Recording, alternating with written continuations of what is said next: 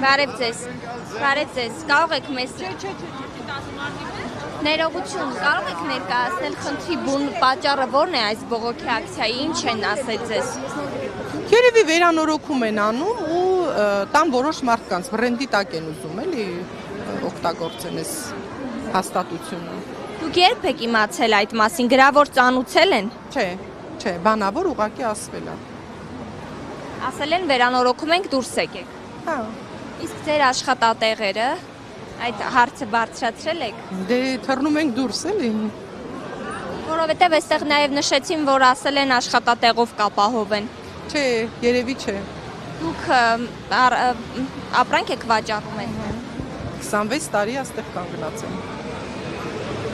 Այստեղ նաև ստորագրահավաք են կազմակերպել եւ ասում են, որ երկու տարբերակ են առաջարկում, կամ որ թողեն շարունակեք ձեր ապրանքները վաճառել, միջև ամբողջությամբ կվաճառվի, կամ վերանորոգումից հետո դարձյալ ձեզ այստեղ տարածքներ տան։ Երևի չէ, չեմ կարծում, որ այդպես կլինի։ Չգիտեմ ճիշտ ասած։ Տեղեկություններ կան, որ ֆուդ կորտ են, հա, ուզում այստեղ։